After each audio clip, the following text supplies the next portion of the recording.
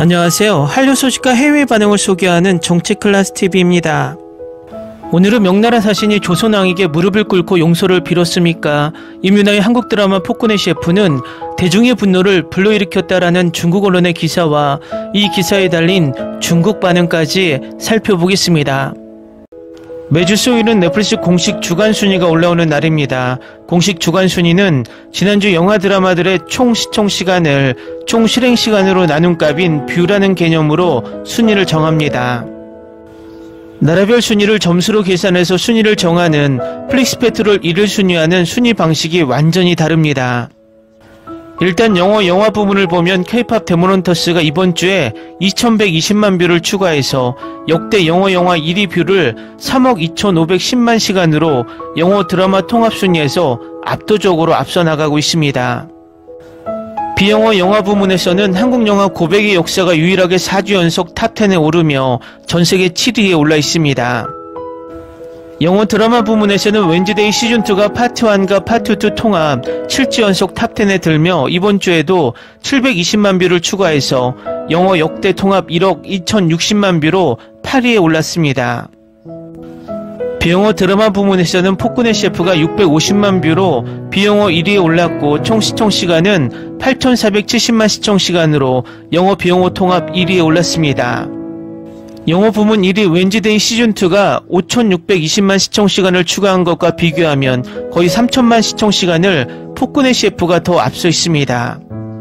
폭군의 셰프는 첫 주에 940만 시청시간, 둘째 주에 4320만 시청시간, 셋째 주에 5850만 시청시간, 넷째 주에 7000만 시청시간, 그리고 다섯째 주인 이번 주에 8470만 시청시간을 추가해 총 2억 6580만 시청시간으로 역대 넷플릭스 비오리지널 드라마 5주차 총 시청시간 1위인 이상한 변호사 우영우와 2위인 눈물의 여왕을 앞서는 추세를 보이고 있습니다. 총 시청시간으로 에스콰이어를 밀어내고 넷플릭스 비영어 역대 10위에 올랐으며 다음 주에는 역대 약 3억 시청시간으로 6위인 환원을 넘어설 것으로 예측됩니다. 뷰 순위에서는 지난주까지 1750만 뷰에서 이번 주 650만 뷰를 추가하며 2400만 뷰로 역대 비오리지널 2위였던 킹더랜드를 밀어내며 역대 2위에 올랐습니다. 다음 주에 400만 뷰 이상을 추가하면 역대 비오리지널 1위 눈물의 여왕을 제치고 역대 비오리지널 K드라마 1위에 오를 것이 확실시됩니다. 폭군의 셰프는 중국을 정말 열폭하게 만들었는데 이번에는 명나라 사신이 조선의 왕에게 무릎을 꿇는 장면입니다. 중국 언론에서도 이 드라마를 비판하고 나섰는데 바로 살펴보겠습니다. 최근 일부 네티즌들은 한국 여배우 윤하의 새 드라마 폭군의 셰프가 명나라 이미지를 심각하게 훼손했다고 주장하며 대중의 공분을 사고 있습니다. 드라마에서 명나라 사신들은 고려왕 앞에 무릎을 꿇고 자비를 구하는 악당으로 묘사되었습니다. 요리 경연대회에서 삼계탕이 불도장을 이겼고 명나라 요리사가 만든 문사두부는 칼질이 좋지 않다는 비난을 받았습니다.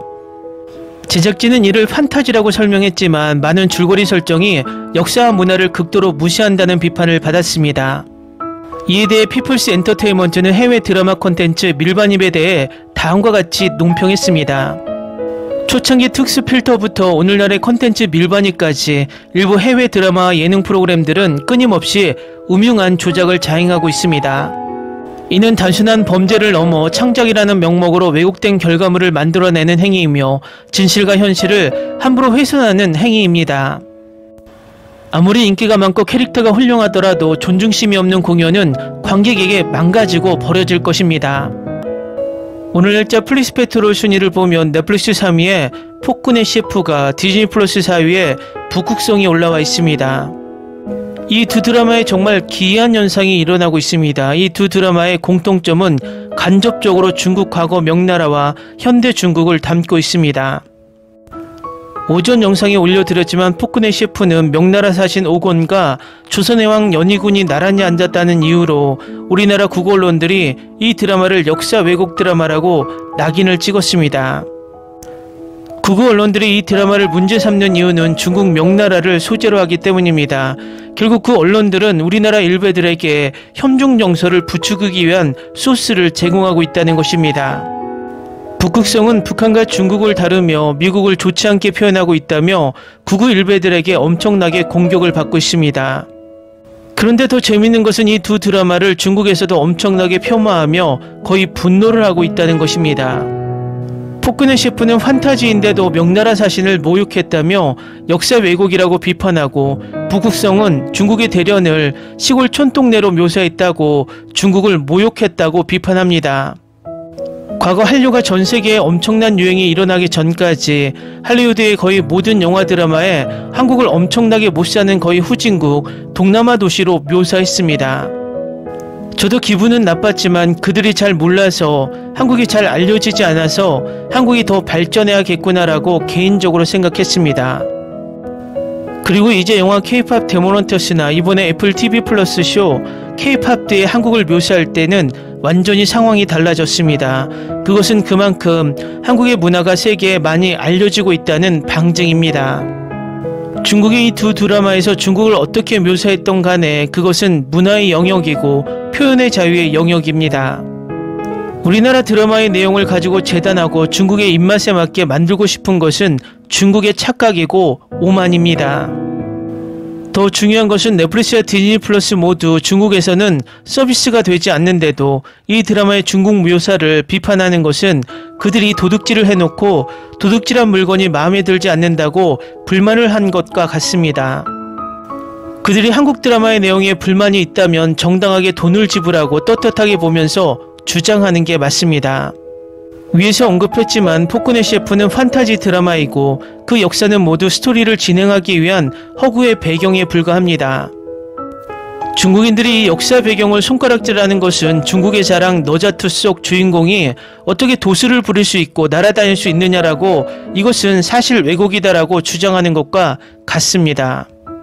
또 북극성 속 중국의 달인의 모습은 그것을 보고 느낀 제작자가 그렇게 느꼈기 때문에 그렇게 묘사하는 것인데, 우리 드라마가 중국 홍보 영화도 아니고 중국의 도시를 똑같이 구현할 의무는 없습니다.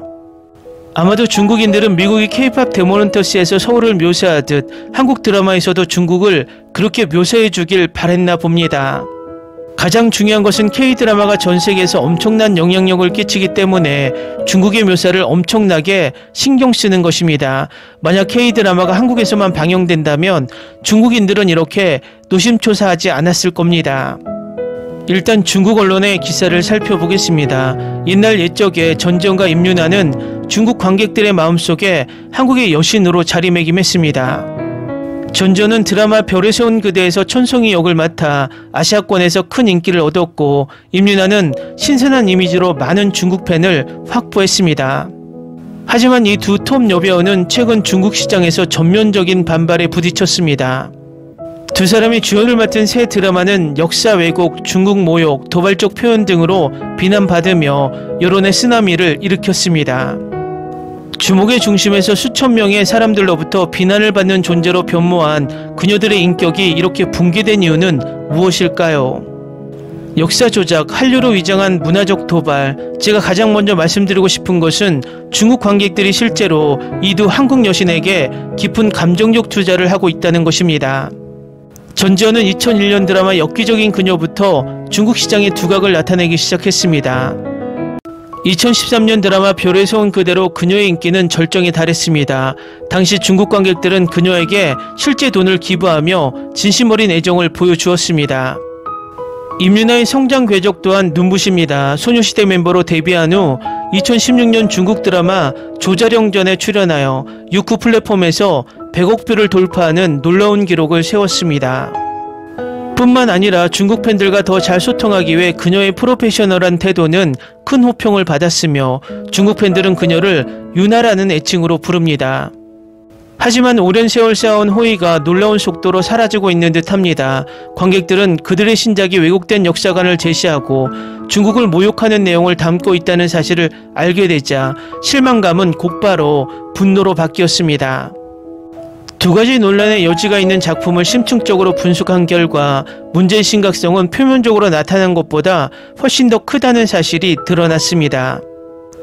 먼저 임윤아 주연의 폭군의 셰프에 대해 이야기해 보겠습니다. 이 드라마는 역사적 배경을 조선 요리사들에게 배우기 위해 고개 숙여야 했던 명나라 요리사들의 모습을 묘사하는데 이는 역사적 사실과 완전히 어긋납니다. 명나라 역사서에 정확하게 기록된 바에 따르면 조선은 오랫동안 명나라의 속국으로 존재했으며 심지어 나라 이름도 명나라 태조 주원장이 지었습니다. 국립중앙박물관이 소장하고 있는 조선왕조실록에도 조선시대 요리기술의 발전이 중국 음식 문화의 영향을 깊이 받았다는 사실이 명확하게 기록되어 있습니다. 게다가 명나라 사신이 한국 음식이 입맛에 맞지 않는다고 말하자 국중 조선왕은 실제로 공개적으로 굶어 죽게 하라라고 명령하기도 했습니다. 이건 정말 어처구니 없는 일입니다. 역사적으로 조선왕이 명나라 사절에게 이런 식으로 말할 용기가 있었다면 명나라 군대가 곧 그들의 문 앞에 도착했을 것입니다. 한국은 이전에도 폭군의 셰프와 같은 반명나라 드라마를 많이 제작했지만 더욱 분노스러운 것은 주연 배우 윤하가 그런 대본을 기꺼이 받아들였다는 점입니다. 임윤아는 중국과 중국 문화를 사랑하는 것으로 유명한 한국 스타였습니다. 이 레이블을 통해 중국에서 엄청난 돈을 벌었죠. 이제 그녀의 지위를 생각하면 대본의 주제에는 영향을 미칠 수 없더라도 대사 쓰는 데는 간섭할 수 있지 않았을까요? 영화사가 제공한 대본에만 온전히 따라가고 역사적 사실을 무시하는 것은 전문가로서의 실패이거나 오판입니다. 어쨌든 중국인으로서 우리는 그러한 전문가적 태도에 저항해야 합니다. 게다가 임윤아의 반명나라 드라마가 역사 왜곡이라면 전전의 또 다른 드라마는 현대 중국을 완전히 비방하는 것이어서 더욱 용납할 수 없습니다. 전전의 새로운 드라마는 얼마나 터무니없을까요? 전전의 북극성은 또 다른 경계를 넘나드는 모습을 보여준다고 할 수 있습니다. 디즈니가 650억을 투자해 제작한 이 드라마는 여러모로 흥행에 성공했습니다. 극중 전전이 맡은 캐릭터는 중국이 전쟁을 선호한다고 공개적으로 선언합니다. 이는 평화적 발전을 고수하는 중국의 국가 이미지와 완전히 상반됩니다. 그뿐만 아니라 이 드라마에서 중국을 모욕하는 대사는 거의 전부 전지현 한 명이 직접 말하고 있습니다. 드라마에서 그녀는 중국을 군국주의의 국가로 생생하게 묘사하는데 이는 사실과 역사에 전혀 부합하지 않습니다. 예술적 해석에서도 이러한 관점은 등장해서는 안 됩니다. 게다가 이 시리즈는 시각적 표현 측면에서도 심각한 문제점을 안고 있습니다. 제작진은 의도적으로 현대 중국 도시 대련을 빈민가로 묘사했습니다. 이러한 접근 방식은 예술적 창작의 필요성을 명백히 넘어선 것입니다. 실제 데이터에 따르면 중국 북부의 중요한 항구 도시인 대련은 2024년 GDP가 1조 위안을 돌파했고 도시 주민의 1인당 가처분 소득은 6.8만 위안에 달했습니다. 드라마에 등장한 황폐한 장면들은 나중에 홍콩의 판잣집 마을에서 촬영된 것으로 확인되었습니다. 꽃과 나무를 옮겨 심은 이 기법은 제작진의 의도를 여전히 드러냈습니다. 이에 중국 시청자들은 빠르고 단호하게 반응했습니다. 더우반 플랫폼에서 북극성의 시청률 변화가 대표적입니다.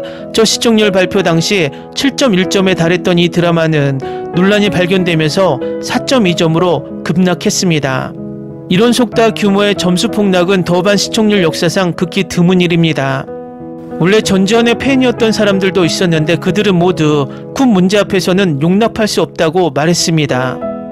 줄거리는 제작진이 썼지만 대사는 전지현이 직접 했다는 사실만으로도 중국 네티즌들이 분노를 표출하기에 충분합니다. 문화적 존중은 협력의 핵심입니다. 이 사건은 2009년 장나라 사건을 떠올리게 합니다. 당시 명랑소녀 성공기로 유명해진 한국 스타는 돈이 부족하면 중국에 가자는 예능 프로그램에서의 발언으로 중국 시장을 완전히 잃었습니다. 이에 비해 전지현과 임윤아의 상황은 더욱 심각합니다. 더 이상 개인의 실수가 아니라 문화와 예술 작품을 통해 잘못된 사상이 확산된 것입니다. 이러한 시스템적 문제는 종종 더 광범위한 영향을 미칩니다.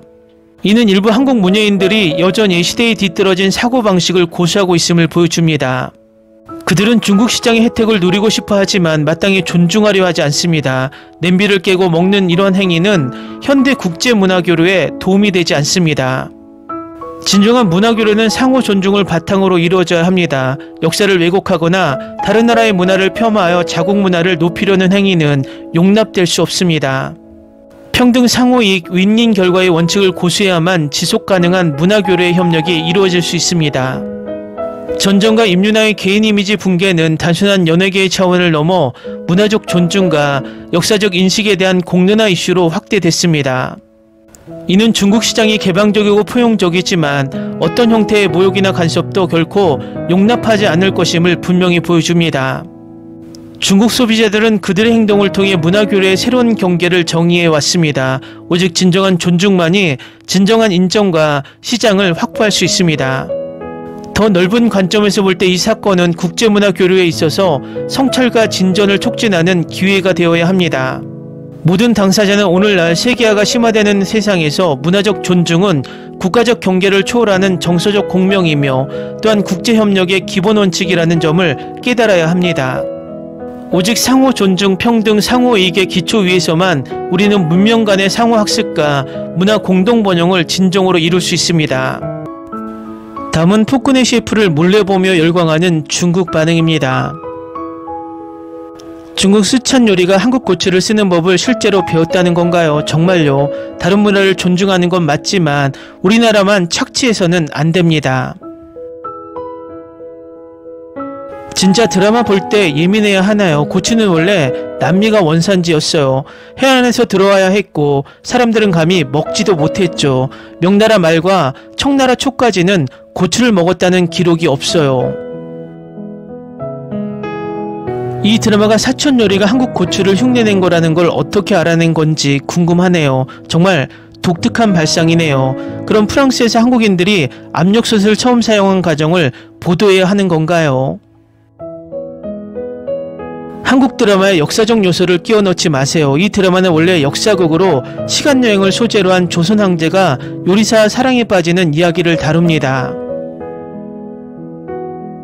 가슴 아픈 사실을 하나 말씀드리겠습니다. 한국은 중국보다 먼저 흡연을 시작했습니다. 고추와 같은 원리입니다. 만약 그의 음모가 프랑스인들이 그녀에게서 마카롱 만드는 법을 배우게 하는 것이라면 프랑스인들이 분노할까요? 프랑스인들은 음식에 매우 예민하기 때문에 다른 사람들이 자기 음식을 함부로 다루는 것을 용납하지 못하는 것입니다. 걱정 마세요. 첫 번째 마카롱은 드라마에서 나오는 것만큼 맛있지 않아요. 오븐 없이 또 뭘 만들 수 있을까요? 유나 본인도 몇 달 동안 서양 요리를 공부했습니다. 한국은 중국을 비판하지 않고는 드라마를 만들 수 없는 것 같아요. 올해 들어 세 번째 보는 드라마예요. 게다가 이 정도 수준의 드라마는 초등학생들도 볼 수 있죠. 압력솥은 그들이 발명했다고 전해집니다. 압력솥에 대한 가장 오래된 기록은 서한 중산 정황릉에서 발견됐다는 것을 알아야 합니다. 조선 사람들은 정말 파렴치합니다. 그들은 예겸을 연산군과 같은 시대 인물로 만들어 돈벌이만 아는 간신으로 묘사했습니다. 압력솥은 분명히 프랑스의 발명품으로 압력을 가하면 물에 끓는 점이 높아지는 원리를 기반으로 합니다. 밀본 상태를 증명할 수 없는 서한시대의 용기가 압력솥이라고 합니까? 당신은 그냥 도둑일 뿐입니다. 드니 파팽을 기억하십니까? 그의 증기솥은 증기관과 압력솥의 선구자였습니다. 드라마를 볼 때 민감하게 반응해야 하나요? 만약 우리나라가 이보다 하루 일찍 스촨 요리를 소재로 한 역사극을 촬영했다면 한국은 감히 이런 식으로 촬영하지 못했을 겁니다. 결국 연산군이 명나라 사신의 뺨을 때렸다고 들었어요. 그렇다면 재밌겠네요. 이 드라마는 우리나라 국민이 시청하고 중국 시청자들의 관심을 끌기 위해 만들어졌습니다. 이 드라마는 여러 나라의 요리를 다루기 때문에 시청률과 방송량에 기여할 수 없습니다. 너무 많은 생각을 하시는 것 같습니다. 넷플릭스는 중국 본토에서는 이용할 수 없습니다. 드라마에서 언급되는 모든 중국 음식은 분명히 중국에서 유래했다고 언급되어 있습니다. 시청률에 기여할 수도 없고 넷플릭스도 시청할 수 없습니다. 넷플릭스는 플랫폼인데 음식 관련해서는 꽤 잘 만들어졌죠. 민감한 부분을 잘 다루기 때문에 저에게는 비교적 편안한 드라마입니다. 드라마를 주의 깊게 보시면 그 느낌을 아실 수 있을 거예요. 여주인공은 중미수교의 대표적 음식으로 베이징 오리를 소개하기도 했습니다. 저는 어디에 문제가 있는지 전혀 모르겠습니다. 이 드라마가 중국에서 방영되지 않는 게 아쉽습니다. 특히 악의적으로 스크린샷을 찍어 전국적인 수준으로 끌어올리는 지금의 환경 때문입니다. 드라마를 보지 않는 사람들은 쉽게 속아 넘어갑니다. 이 드라마에도 몇 가지 불만이 있지만 결코 엉터리거나 주요 줄거리를 훔치는 것은 아닙니다. 이 드라마는 실제로 음식을 홍보하는 음식 프로그램입니다. 악의적으로 부정적인 리뷰를 남기는 사람들이 꽤 있는데 이해가 안 갑니다. 드라마 자체는 문제가 없지만 일부 중국인들이 극심한 포퓰리즘적 증오를 조장하고 있는 게 문제입니다. 드디어 드라마를 본 사람이 한국 드라마가 우리나라를 비방한다고 말하는 대신 정당한 댓글을 달게 됐네요. 다행히 한국인들이 이 드라마가 중국 시청자들을 세상에서 가장 복잡한 감정을 느끼게 할 것이라고는 예상하지 못했습니다. 넷플릭스는 한국에 본사를 두고 있기 때문에 시청자는 분명 한국인입니다. 하지만 넷플릭스는 미국에 본사를 두고 있으며 넷플릭스 드라마를 시청할 수 있는 전세계 시청자를 보유하고 있습니다. 넷플릭스는 서양 음식을 홍보하는 것 같고 정치적 올바름을 어느 정도 담고 있습니다. 서양 음식만 아는 한국 여성 셰프가 조선시대로 돌아가 바삭한 마카롱으로 중국 요리를 물리쳤다. 그야말로 운명의 역전이었다. 우리 본토에서도 음식 만드는 드라마 찍으면 얼마나 좋을까. 드라마 안 봤지. 마카롱은 간식으로 먹은 거 아니었어. 이야기의 경쟁이나 패배는 어디 있는 거야. 중국 시청자는 언제나 국내 연예계에서도 외국 드라마를 읽을 수 있는 음식 드라마가 나오기를 진심으로 바란다. 어떤 허구의 사극은 그저 재미로 보는 경우가 많지만 이 한중 대결은 상당히 치열하고 명나라 요리사들은 조선 요리사들보다 훨씬 뛰어난 칼질 실력과 철학을 보여줍니다. 여주인공의 첫 요리는 한국산 와인을 섞은 프랑스식 슈트에 불과하여 한국 요리의 깊이가 부족하다는 것을 보여줍니다. 한문 고전은 일부 중국 시대극보다 훨씬 뛰어납니다. 중국식 악센트를 제외하면 고전 중국어는 실제로 매우 정교합니다. 맞아요. 중국어 대사는 중국인이 검토했을 거예요. 명나라 사신들의 대사는 우리 국내 연예극의 대사보다 훨씬 뛰어나다. 가끔 국내 드라마가 너무 수준 미달이라 한국 드라마밖에 볼 수 없을 것 같다는 생각이 들 때가 있어요. 요즘 짧은 드라마 흐름이 너무 무의미해요. 백룡의 대사는 절반 이상이 더빙되었고 한국 학생들은 고전 중국어로 수업을 받기 때문에 두 가지 외국어를 배워야 한다는 것은 놀라운 일이 아닙니다. 화려한 칼로림은 옛 홍콩 영화를 패러디한 것입니다. 이 드라마에서 시식자들은 한입 베어 물고 고기를 끄떡입니다. 대한제국 황제는 만성 독소일지도 모른다는 두려움 없이 바로 먹어치웁니다. 저는 당백육 사범님을 가장 좋아합니다. 그는 명확한 비전, 책임감, 그리고 스타일을 가지고 계십니다. 2025년에 오신다면 그는 반드시 매년 열리는 사촌요리 대회에서 3스타를 차지할 것입니다. 조재훈 씨는 늘 낯이 익다고 생각했어요. 중국어도 너무 잘하고 억양과 발음도 중국 사람 같아요. 중국 드라마에서 조연으로 많이 나오는 것 같아요. 방금 검색해 봤는데 기름진 멜로에 출연하셨더라고요. 정말 인상적이었어요. 당백룡의 중국어는 매우 훌륭합니다. 논리적으로 보면 우리나라는 일본이나 한국보다 훨씬 더 많은 요리와 인상적인 목록을 가지고 있어야 합니다. 그런데 저는 중국 음식 드라마를 거의 본 적이 없고 좋은 드라마는 더더욱 본 적이 없습니다. 한국 드라마의 촬영 기법과 OST는 항상 제가 가장 좋아하는 부분입니다. 영상미도 아름답고 음악도 아름답죠. 중국에는 해외로 진출할 수 있는 음식 드라마가 정말 부족합니다. 이 드라마를 보고 나니 한국이 정말 음식이 부족하다는 생각이 들었어요. 지금 논의하는 것은 요리가 이겼는지 여부가 아니라 중국이 왜 좋은 음식 드라마를 만들 수 없는지, 그리고 왜 국내 음식이 문화적으로 보급될 수 없는지에 대한 것입니다. 중요한 것은 드라마 속 음식이 아니라 문화 보급 측면에서 한국이 이겼다는 것입니다. 샤오잔, 냥냥, 쥐징이 등 국내 연예계 동갑내기 톱스타들을 섭외해 이 드라마를 리메이크한다고 해도 러브씬을 추가하는 것 외에도 요리와 시식의 효과를 음악으로 재현할 수 있을까요? 명나라 요리사들의 멋진 무술 동작만 3배로 늘려질 것입니다.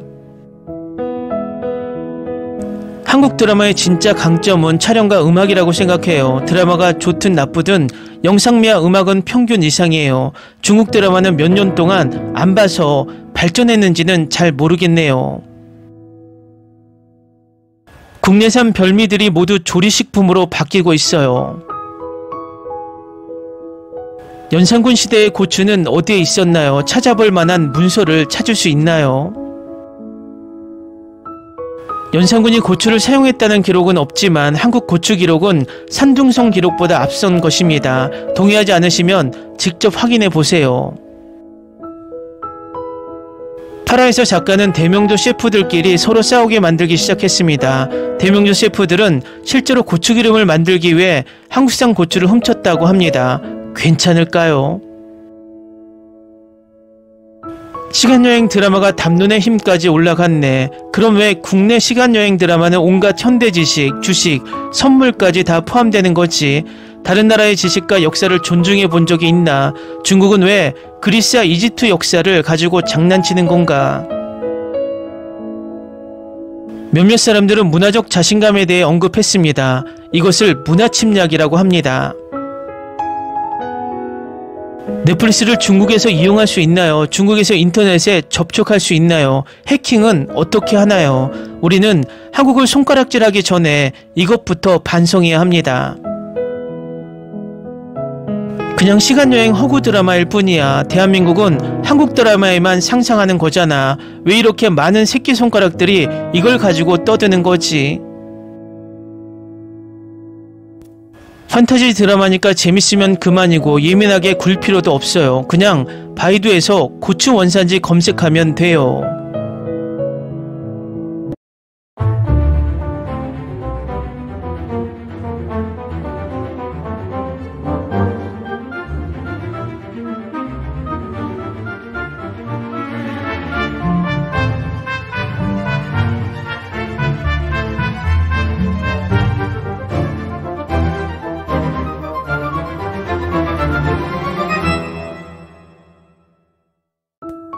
안녕하세요. 한류의 신과 해외 반응을 소개하는 한류클래스TV입니다. 오늘은 폭군의 셰프 임윤아의 재치 넘치는 입담으로 시청자들을 사로잡다 최고 시청률 18.1% 돌파, 폭발적인 시청률 상승세란 제목의 중국 언론의 기사와 이 드라마를 불법 시청하며 열광하는 중국 반응까지 살펴보겠습니다. 지난번 중국인들이 불법 시청하며 폭군의 셰프에 등장하는 고추가 중국에서 먼저 등장했다며 이 드라마를 폄하하는 게시글을 소개시켜 드렸는데, 이 게시글을 반박하는 중국인 게시글이 등장해서 흥미롭습니다. 일단 이 게시글부터 살펴보겠습니다.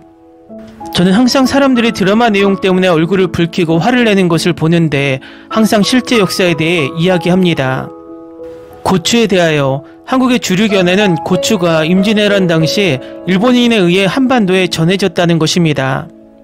그러나 드라마의 배경은 그보다 훨씬 이전으로 거슬러 올라갑니다. 따라서 드라마는 그전에 일본인들에게 우연히 소량의 고추를 얻었지만 그것이 먹을 수 있다는 사실을 몰랐고 미래의 여주인공이 그것을 발견하기 전까지는 독이 있다고 생각했다고 언급합니다.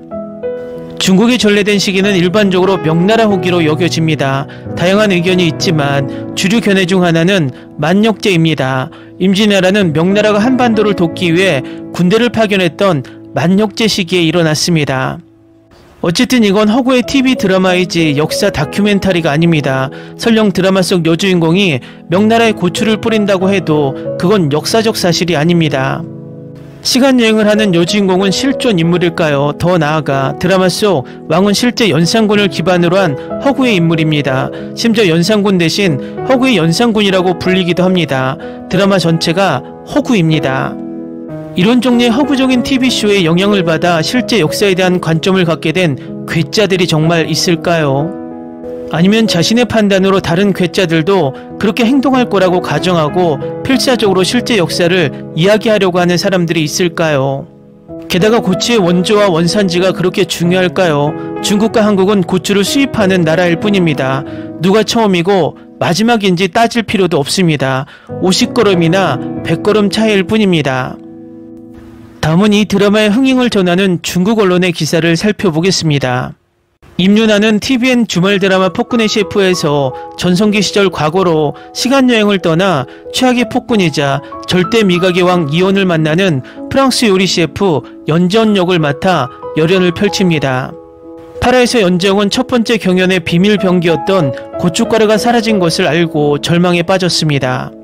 하지만 곧바로 호흡을 가다듬고 이 시대에 없던 맛을 다시 상상했습니다. 번뜩이는 영감으로 쌀 크린베리 와인을 넣어 만든 부르고뉴 레드와인 소고기 요리는 명나라 사신 오곤의 미각을 사로잡는 데 성공했습니다. 결과가 발표되기 전 연정은 날카로운 추리력을 발휘하여 명나라 요리사 아수비가 자신의 고춧가루를 사용했고 그 배후에는 제산대군이 있었다는 사실을 밝혀냈습니다. 하지만 연정은 재료관리에 실패했음을 인정했고 결국 경연은 무승부로 끝났습니다. 2라운드에서 연재영은 메인 요리로 북경오리를 선택했습니다. 손 부상으로 길금의 도움을 받아 요리해야 했고 맹숙수가 강목주의 협박으로 고통받고 있다는 사실을 알게 된 후에도 흔들림 없는 집중력으로 요리를 완성하여 이온과 오곤에게 독특한 맛이라는 찬사를 받았습니다. 하지만 점수 발표 전 관객들의 호기심을 무시한 채 경연은 갑작스럽게 종료되었습니다. 이 과정에서 윤아는 중요한 식재료를 잃었을 때의 절망감, 호흡을 조절하고 새로운 요리법을 떠올린 후에 현명한 모습, 그리고 셰프들을 자신있게 이끄는 리더십을 보여주었습니다. 감정의 기복을 완벽한 흐름으로 연결해내는 윤아의 섬세하고 탄탄한 연기는 시청자들의 몰입도를 크게 높였습니다. 특히 극중 요리 대결 장면에서 임윤아는 특유의 섬세한 호흡과 자연스러운 연기로 긴장감을 더하며 시청자들의 시선을 사로잡았습니다. 실제 촬영에서는 거의 직접 요리 과정을 완성하는 등 대역을 최소화하는 데 정성을 쏟는 모습은 캐릭터의 설득력을 더욱 높였습니다. 한편 임윤아의 뛰어난 연기에 힘입어 폭군의 셰프 8회는 전국 시청률 15.4%, 최고 시청률 17.4%를 기록했고 수도권 시청률 15.8%, 최고 시청률 18.1%를 기록하며 자체 최고 시청률을 경신했습니다. 다음은 폭군의 셰프를 불법 시청하며 열광하는 중국 반응입니다. 한국 감독이 다시 한번 한국 음식 문화를 영화와 TV 작품에 접목시켰습니다. 저는 임윤아를 좋아합니다. 이 드라마도 올해 제가 좋아하는 한국 드라마입니다. 한국인은 정말 장르 혼합의 천재들입니다. 한국 배우들은 피부 관리가 정말 잘 되고 피부결이 정말 좋습니다. 다양한 문화적 결과물이 있습니다. 훌륭한 작가와 배우들이 함께하는 시대극. 모든 중국 작가와 감독들이 2025년 중국 드라마를 어떻게 할 수 있을지 고민해 볼 가치가 있습니다. 모든 중국 작가와 감독들이 중국 국민들이 드라마를 보며 편안하고 즐거운 시간을 보낼 수 있도록 할 수 있을까요? 이건 음식에 대한 드라마도 아니고 사랑에 대한 드라마도 아닙니다. 마취에 대한 드라마죠. 관객은 스스로를 마취시키고 등장인물들은 서로에게 마취제를 뿌립니다. 선지압과 티오 이후로 제 마음을 가장 사로잡는 드라마인 것 같아요. 정말 재밌었어요. 마지막 4화도 너무 기대돼요. 이 요리 경연대회가 쿠데타의 불씨가 될 가능성이 있습니다. 왕은 처음부터 파멸할 운명이었고 이제 결말이 다가오고 있습니다. 설령 우리가 진다 해도 놀랍지 않을 겁니다. 이제 혼돈의 절정에 이를 때가 됐습니다. 시즌1이 끝나기 전에 시즌2가 나오기를 정말 바랍니다. 이 시리즈가 너무 좋아요. 지금까지 넷플릭스에서 본 시리즈 중 가장 마음에 들어요. 북경오리 껍질에 밥을 넣고 이렇게 말아먹는 건 처음 봐요. 이게 뭐라고 부르는지 아시는 분? 북경오리집은 많이 가봤지만 주문해 본 적은 없어요. 김밥 생각 중이에요. 김 대신 계란 같은 다른 재료로 김밥을 만드는 걸 봤어요. 베이징이 존재하지 않은 지 600년이 지났는데 명나라 사람들은 어떻게 베이징 오리를 아는 걸까? 이거 보고 있는데 드라마 너무 재밌어. 근데 진짜 명나라 등장인물 다 중국 성우 썼어야 했는데 중국어 알아듣는 거 너무 힘들어. 왕과 명나라 사절이 요리를 먹은 후에 상상의 장면은 나를 감탄하게 만든다. 이 드라마의 악당 캐스팅이 얼마나 훌륭한지 한마디만 더 붙여도 될까요? 다들 정말 싫어요. 캐스팅도 훌륭하고 연기도 훌륭하다는 뜻이에요. 이 한국 드라마 점점 빠져들고 있는데 이 드라마는 정말 최고예요. 매 순간 너무 좋아요. 파라에서 왕과 사신이 북경오리 롤을 먹고 함께 춤을 추는 장면 정말 멋졌어요. 이 드라마는 정말 최고예요. 남은 회들도 너무 기대돼요. 그녀는 언제쯤 미래의 레시피를 쓰는 대신 자신만의 레시피를 만들어낼 건가요? 적어도 명나라 요리사들은 자신들만의 요리를 만들어냈잖아요. 조선시대 발명가 이야기가 마음에 들었어요. 고대 현대 요리만큼이나 재밌는 오락거리가 풍부한 곳이죠. 앞으로도 그런 이야기가 더 많이 나왔으면 좋겠네요. 다음은 이 기사에 달린 중국 반응입니다. 별거 아니야. 한국 드라마에선 미국 대통령도 고개를 숙일 수 있잖아. 드라마를 역사로 믿는 사람들이 이렇게 많다고. 그들의 역사책에도 그렇게 나와 있잖아. 얼마나 뻔뻔스러운지. 한국 영화에 대해 규제하는 것 아닌가요? 국내에서도 방영도 안 되고요. 보이콧 멍청한 짓이야. 당신은 이전 왕조의 일에도 관심이 있나요? 또 다른 바보들을 발견했어요. 신화통신이 9월 7일에 발표한 이념적 식민지화에 대한 기사를 한번 살펴보세요. 미국은 항상 문화적 선전을 통해 아메리칸 드림을 홍보하며 은근히 자신을 미화하고 다른 나라를 비난해 왔습니다. 이제 한국은 똑같은 공식을 그대로 따라하고 있습니다. 잘생긴 남자, 아름다운 여자, 순수한 사랑, 맛있는 음식, 이 모든 것이 설탕으로 코팅된 전략이 아닐까요? 이 설탕 코팅 아래에는 무엇이 있을까요? 한국 역사상 가장 악명 높은 폭군 연산군을 미화하고 그는 사랑을 위해 명나라의 가장 사악한 황관들과 싸워야 하는 애국적인 군주로 묘사합니다. 긍정적인 인물들도 있지만 긍정적인 주제는 변함없습니다. 명나라가 강하고 황관들이 악하더라도 한국이 이길 수 있을까요? 사람들이 예민해서가 아니라 미국이 이 전술에 능하다고 한국이 미국의 가장 충성스러운 동생이기 때문입니다. 일본 드라마 전성기에도 똑같은 일이 있었지만 쇠퇴한 후 한국 드라마, 한국 영화, 한국 문화는 새로운 판로를 찾았습니다. 한국 오빠와 언니에게 집착하는 건 괜찮지만 결국 중국 편을 들어야 합니다. 한국 드라마, 영화의 디자인 논리는 마치 양파 껍질을 벗기는 것과 같습니다. 겉껍질을 하나하나 벗겨내면 핵심이 명확해집니다. 이 작품들은 한국, 동남아시아 국가, 홍콩, 대만 등지에서 큰 인기를 얻고 있습니다. 이는 한국 드라마 문화의 수출이 이러한 방식에 의존하고 있음을 다시 한번 증명합니다. 우리가 불법 복제를 거부하면 사상에 의해 식민지화되지 않을 것입니다. 한국은 이런 역사적 소재가 담긴 드라마 제작을 멈춰야 합니다. 정말 보기 싫습니다. 드라마는 매우 열정적이지만 중국 요리는 한국 요리에 밀린다. 정확히 말하면 고대 중국 요리는 현대 한국 요리에 집니다. 주인공은 미래에서 왔으니까요. 21세기 현대 셰프들은 어떨까요? 우리가 21세기 한국 현대 셰프를 이길 수 있을까요? 상상이 되시나요? 명나라 특사가 고려의 왕비 앞에 무릎을 꿇었다는 사실에 정말 충격을 받았습니다. 아무리 약체였던 명나라라도 그런 굴욕을 견뎌낼 수 없었을 것입니다. 그리고 중국 고추는 한국보다 최소 50년 일찍 도입되었습니다. 드라마에서는. 이 드라마는 우리나라 국민이 시청하고 중국 시청자들의 관심을 끌기 위해 만들어졌습니다. 드라마에서 언급되는 모든 중국 음식은 분명히 중국에서 유래했다고 언급되어 있습니다. 이 드라마가 중국에서 방영되지 않은 게 아쉽습니다. 특히 악의적으로 스크린샷을 찍어 전국적으로 수준을 끌어올리는 지금의 환경 때문입니다. 드라마를 보지 않는 사람들은 쉽게 속아 넘어갑니다. 드디어 드라마를 본 사람이 한국 드라마가 우리나라를 비방한다고 말하는 대신 댓글을 달게 됐어요. 다행히 한국인들은 이 드라마가 중국 시청자들을 세상에서 가장 복잡한 감정을 느끼게 할 거라고 예상하지 못했습니다.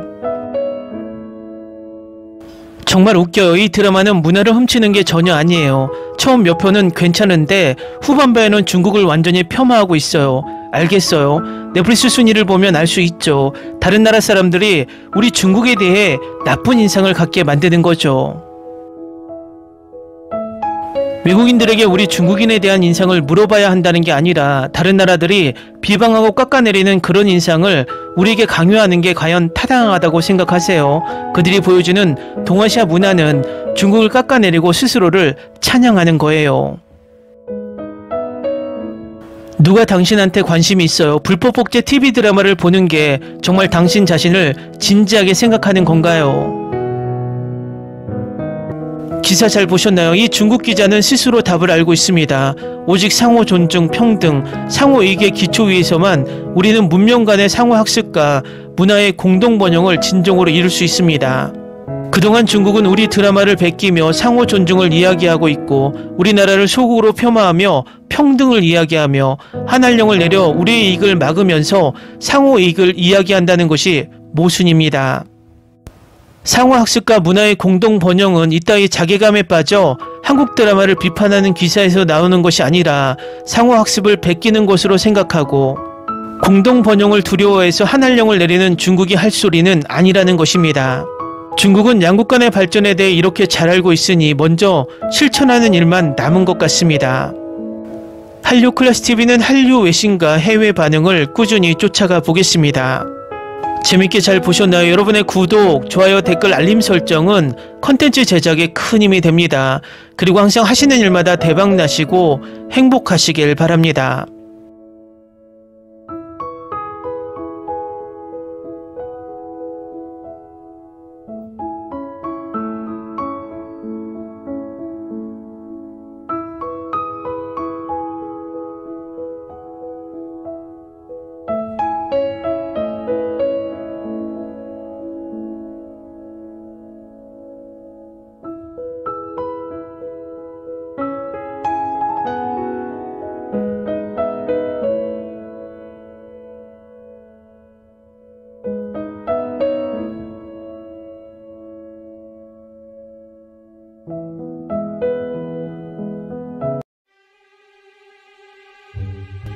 Ni se te ocurra. Olvida el ganso y los tomates. No hables de las ballenas. No es un acuario. No actúes como tonta. Que eras una genio. ¿Sí? No vayas a presumir, a la gente no le gusta eso. Y no digas cosas sin sentido. Y bueno, ¿terminamos? Hasta pronto. Abogada, tengo mucha curiosidad por conocerla.